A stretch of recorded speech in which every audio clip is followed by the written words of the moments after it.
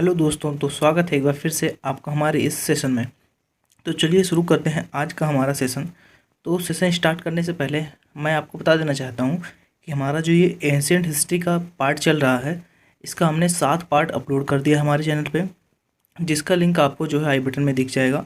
आप उस पर जाइए और सातों पार्ट जो है इस पर देख लीजिए, क्योंकि सातों पार्ट में आपको 50-50 क्वेश्चन जो है इंक्लूडेड किए गए हैं MCQ के, जो कि परीक्षाओं में बहुत ही उपयोगी होने वाला है। जैसे कि आपका पेट एग्ज़ाम होने वाला है और भी SSC के और रेलवे के एग्ज़ाम भी बाकी हैं।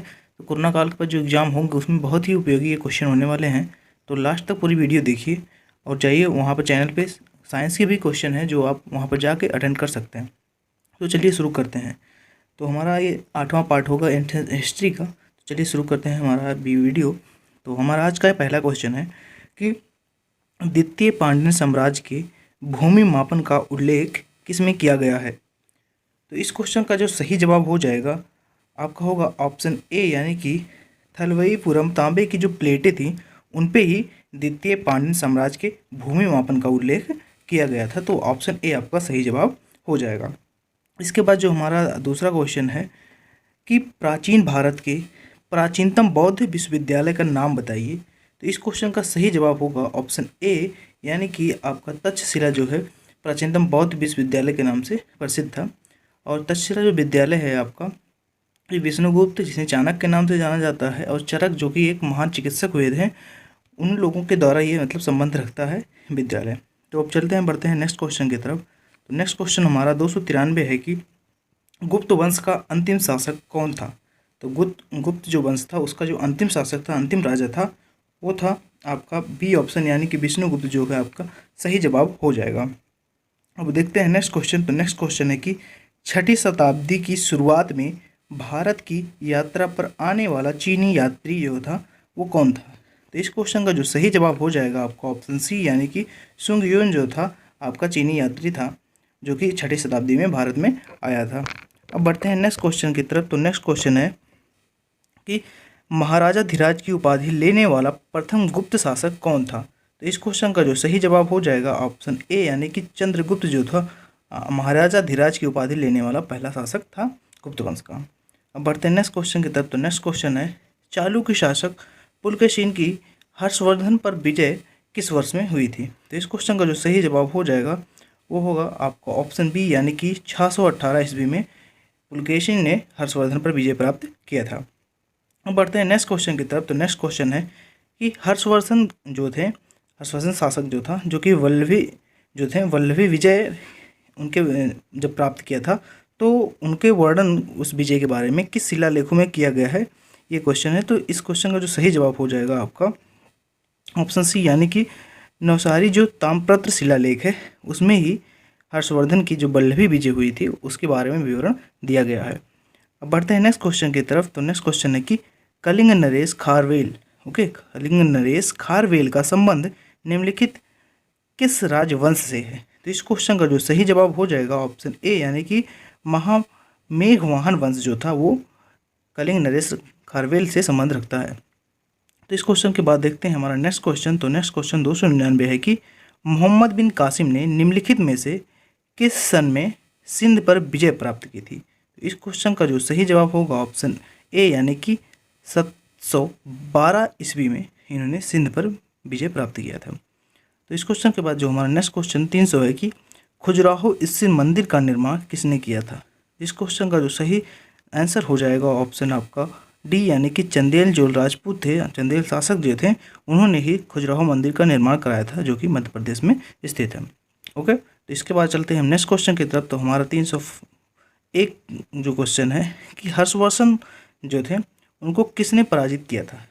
हर्षवर्धन को किसने पराजित किया था, इस क्वेश्चन का जो सही जवाब हो जाएगा ऑप्शन बी, यानी कि आपका पुलकेशिन सेकंड जो थे उन्होंने हर्षवर्धन को परास्त किया था। तो इस क्वेश्चन का सही आंसर बी हो जाएगा। इसके बाद नेक्स्ट क्वेश्चन है कि 738 ईस्वी में अरबों को पराजित किया था, तो वो कौन सा ऐसा शासक था या किसने किया था। तो इस क्वेश्चन का जो सही जवाब हो जाएगा आपका ऑप्शन डी, यानी कि चालुक्यों ने जो है 738 ईस्वी में अरबों को हराया था या परास्त किया था। इस क्वेश्चन के बाद हमारा नेक्स्ट क्वेश्चन होगा कि चालुक्यों ने अपना साम्राज्य कहाँ स्थापित किया। तो इस क्वेश्चन का जो सही जवाब होगा ऑप्शन सी यानी कि दक्षिण में इन्होंने अपना साम्राज्य स्थापित किया था।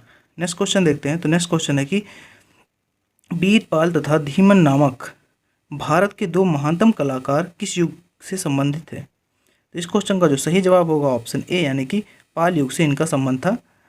इसके बाद देखते हैं हमारा नेक्स्ट क्वेश्चन है कि चालुक्य वंश का सर्वाधिक प्रसिद्ध शासक कौन था। इस क्वेश्चन का जो सही जवाब हो जाएगा ऑप्शन डी यानी कि पुलकेशिन सेकंड जो थे चालुक्य वंश का सर्वश्रेष्ठ जो है महान शासक या प्रसिद्ध शासक था। इस क्वेश्चन के बाद नेक्स्ट क्वेश्चन है कि चालुक्य राजा पुलकेशिन द्वितीय को किसने पराजित किया था।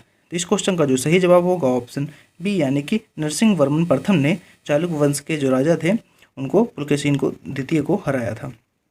अब चलते हैं नेक्स्ट क्वेश्चन की तरफ। तो नेक्स्ट क्वेश्चन है कि निम्नलिखित में से भारत पर पहली बार आक्रमण करने वाले कौन थे। तो इस क्वेश्चन का जो सही जवाब होगा ऑप्शन सी यानी कि अरबों द्वारा ही सर्वप्रथम भारत पर आक्रमण किया गया था। नेक्स्ट क्वेश्चन हमारा है कि निम्नलिखित में से किस शासक ने बौद्धों के लिए विख्यात विक्रमशिला विश्वविद्यालय की जो है स्थापना की थी। तो इस क्वेश्चन का जो सही जवाब हो जाएगा ऑप्शन डी यानी कि धर्मपाल ने बुद्धों के लिए जो है विश्वविख्यात विक्रमशिला विश्वविद्यालय की स्थापना की थी।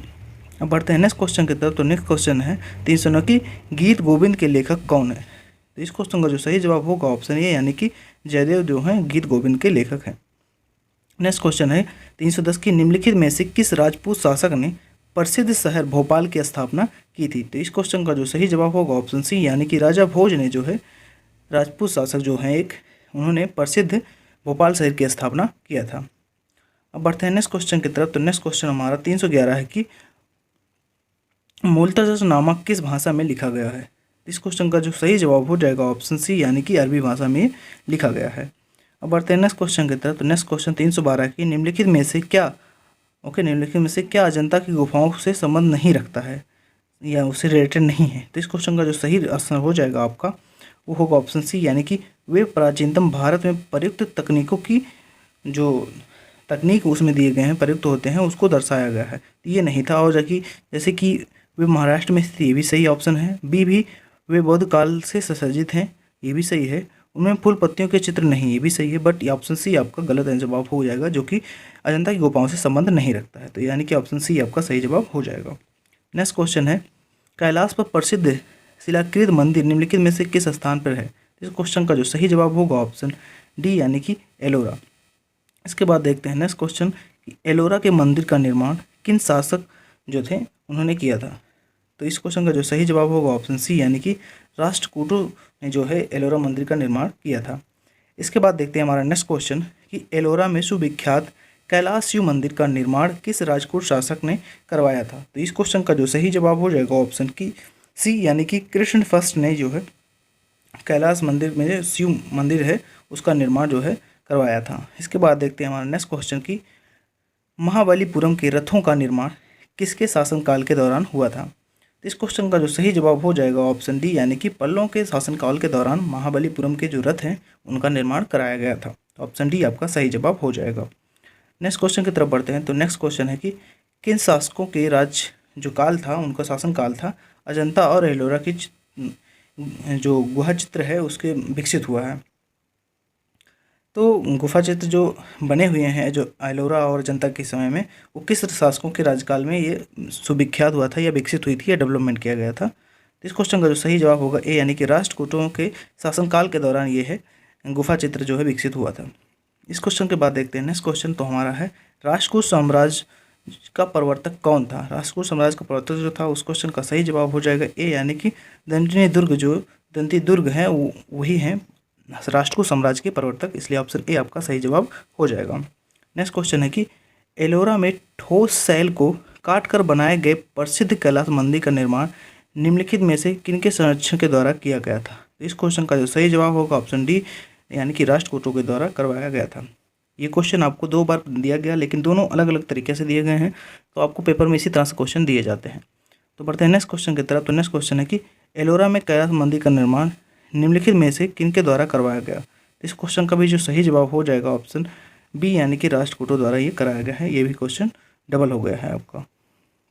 अब बढ़ते हैं नेक्स्ट क्वेश्चन की तरफ। तो नेक्स्ट क्वेश्चन हमारा है कि पल्लव की राजधानी का नाम था। ठीक, इस क्वेश्चन का सही जवाब होगा ए यानी कि काशी जो है पल्लव की राजधानी का नाम था। नेक्स्ट क्वेश्चन है कि महाबलीपुरम की स्थापना किसने की थी। इस क्वेश्चन का जो सही जवाब होगा आपका ए यानी कि ऑप्शन ए, पल्लव जो है इस महाबलीपुरम की स्थापना उनके द्वारा हुई थी। नेक्स्ट क्वेश्चन देखते हैं। तो पल्लव के एकाश्मी रथ मिलने का जो स्थान है, तो इस क्वेश्चन का जो सही जवाब होगा ए यानी कि महाबलीपुरम। नेक्स्ट क्वेश्चन देखते हैं। तो महाबलीपुरम के 7 पैगोड़ा किसके द्वारा जो है संरक्षित कला के साक्षी है। तो इस क्वेश्चन का जो सही जवाब होगा ये यानी कि पल्लवों के द्वारा। हम नेक्स्ट क्वेश्चन की तरफ बढ़ते हैं। नेक्स्ट क्वेश्चन है कि चोल राजाओं ने किस धर्म को संरक्षण प्रदान किया था। तो इस क्वेश्चन का जो सही जवाब होगा ऑप्शन सी यानी कि शैव वंश को उन्होंने संरक्षण प्रदान किया था। संरक्षण मतलब उन्हें प्रोटेक्ट किया था। नेक्स्ट क्वेश्चन देखते हैं। तो महाबलीपुरम के रथों का निर्माण किस पल्लव शासक के शासनकाल के दौरान हुआ था। तो इस क्वेश्चन का जो सही जवाब हो जाएगा ऑप्शन बी यानी कि नरसिम्हा जो वर्मन प्रथम थे उनके शासनकाल, जो कि एक पल्लव शासक थे, उनके शासनकाल के दौरान ये रथों का निर्माण जो है हुआ था। अब बढ़ते हैं नेक्स्ट क्वेश्चन की तरफ। तो नेक्स्ट क्वेश्चन है हमारा 327 की बृहदेश्वर मंदिर है वो कहाँ स्थित है। इस क्वेश्चन का जो सही जवाब होगा आपका ऑप्शन डी यानी कि तंजौर में महाबृहदेश्वर मंदिर है। इस क्वेश्चन के बाद बढ़ते हैं नेक्स्ट क्वेश्चन। तो नेक्स्ट क्वेश्चन हमारा 328 है कि निम्नलिखित में से प्रथम भारतीय शासक कौन था जिसने अरब सागर में भारतीय नौसेना का सर्वोच्चतम स्थापित किया। सर्वोच्चता स्थापित किया, उन्होंने उसमें अपनी निपुणता दिखाई। तो इस क्वेश्चन का जो सही जवाब होगा ऑप्शन ए यानी कि राज फर्स्ट थे, उन्होंने सर्वोच्चता स्थापित की थी भारतीय नौसेना की, ठीक, अरब सागर में। इसके बाद बढ़ते हैं नेक्स्ट क्वेश्चन की तरफ। तो नेक्स्ट क्वेश्चन है कि पुहार नगर की नींव किस चोल शासक ने रखी थी। इस क्वेश्चन का जो सही जवाब होगा ऑप्शन डी यानी कि करिकाल जो थे शासक, उन्होंने ही जो है पुहार नगर की जो है नींव रखी थी, उन्होंने उसको स्टेबल किया था। इस क्वेश्चन के बाद नेक्स्ट क्वेश्चन हमारा है 330 की राजकुमार एलान 205 से लेकर 161 ईसा शताब्दी जो है ने दूसरी शताब्दी ईसा पूर्व में श्रीलंका पर विजय प्राप्त की थी। यह द्रविड़ शासकों के किस वंश से संबंधित हैं। तो इस क्वेश्चन का जो सही जवाब हो जाएगा ऑप्शन बी यानी कि चोल वंश से ये संबंधित हैं। नेक्स्ट क्वेश्चन है हमारा 331 की निम्नलिखित में से किसने तंजौर में बृहदेश्वर मंदिर का निर्माण कराया था। तो किसने कराया था तंजौर में बृहदेश्वर मंदिर का निर्माण। तो इस क्वेश्चन का जो सही जवाब होगा ऑप्शन बी यानी कि राजराज चोल ने बृहदेश्वर मंदिर का निर्माण करवाया था तंजौर में। नेक्स्ट क्वेश्चन है कि निम्नोक्त राजवंशों में से किसने श्रीलंका एवं दक्षिण पूर्व एशिया को जीता था। तो इस क्वेश्चन का जो सही जवाब होगा ऑप्शन सी यानी कि चोलों ने जो है दक्षिण पूर्व एशिया और श्रीलंका को जीता था। नेक्स्ट क्वेश्चन है आपका जो नेक्स्ट क्वेश्चन है 333 की निम्नलिखित में से किस चोल राजा ने लंका को पहले जीता था। इस क्वेश्चन का जो सही जवाब होगा ऑप्शन बी यानी कि राजा प्रथम ने श्रीलंका को सबसे पहले जीता था। अब नेक्स्ट क्वेश्चन देखते हैं कि निम्नलिखित में से कौन सा शहर चोल राजाओं की राजधानी थे। तो इस क्वेश्चन का जो सही जवाब हो जाएगा ऑप्शन बी यानी कि तंजौर जो है चोल राजाओं की राजधानी हुई थी। नेक्स्ट क्वेश्चन हमारा 335 है कि गंगा को उत्तर से दक्षिण ले जाने वाला चोल राजा कौन सा था। इस क्वेश्चन का सही जवाब होगा ऑप्शन डी यानी कि राजेंद्र चोला जो है, इनके द्वारा ही ये ऐसे शासक थे जिन्होंने गंगा को दक्षिण उत्तर से जो है दक्षिण ले गए थे। अब बढ़ते हैं नेक्स्ट क्वेश्चन की तरफ। तो नेक्स्ट क्वेश्चन हमारा है अधिकांश चोल मंदिर किस देवी देवताओं के समर्पित हैं, किसके लिए बने हुए हैं। तो इस क्वेश्चन का जो सही जवाब हो जाएगा ऑप्शन बी यानी कि शिव मंदिर बने हुए हैं, शिव की आराधना में लोग ज़्यादा विश्वास रखते थे। इस क्वेश्चन के बाद देखते हैं हमारा नेक्स्ट क्वेश्चन है 337 की अलबरूनी भारत में किसके साथ आया था। इस क्वेश्चन का सही जवाब होगा ऑप्शन ए यानी कि महमूद गजनवी के साथ जो है अलबरूनी भारत आया था। इस क्वेश्चन के बाद हमारा नेक्स्ट क्वेश्चन है कि चोल राजाओं का शासन था, यानी कि चोल राजाओं का कहाँ पर शासन था। इस क्वेश्चन का सही जवाब होगा आपका तमिलनाडु पर इनका शासन था। नेक्स्ट क्वेश्चन है पृथ्वीराज रासो को निम्नलिखित में से किसने लिखा था। इस क्वेश्चन का जो सही जवाब होगा ऑप्शन सी यानी कि चंद्रवरदाई ने पृथ्वीराज रासो को लिखा था। नेक्स्ट क्वेश्चन देखते हैं। तो हमारा नेक्स्ट और ये लास्ट क्वेश्चन है कि तराइन के द्वितीय युद्ध यानी कि जो 1192 में लड़ा गया था तराइन का दूसरा युद्ध, और 1191 ईस्वी में जो है तराइन का पहला युद्ध लड़ा गया था। इसमें जो दूसरा युद्ध था किसको पराजित किया गया, किसने किया। तो इस क्वेश्चन का जो सही जवाब होगा ऑप्शन डी यानी कि मोहम्मद गौरी ने पृथ्वीराज को जो है हरा दिया था। तो इस क्वेश्चन का सही जवाब ऑप्शन डी आपका हो जाएगा। तो होप आपको हमारी ये वीडियो अच्छी लगी होगी। अगर वीडियो अच्छी लगी है तो आप लाइक करें, शेयर करें, सब्सक्राइब करें। तो लास्ट तक पूरी वीडियो देखने के लिए धन्यवाद। चलिए मिलते हैं नेक्स्ट वीडियो में। ऐसे इंटरेस्टिंग वीडियो में देखने के लिए हमारे चैनल पर बने रहिए। जय हिंद, जय भारत।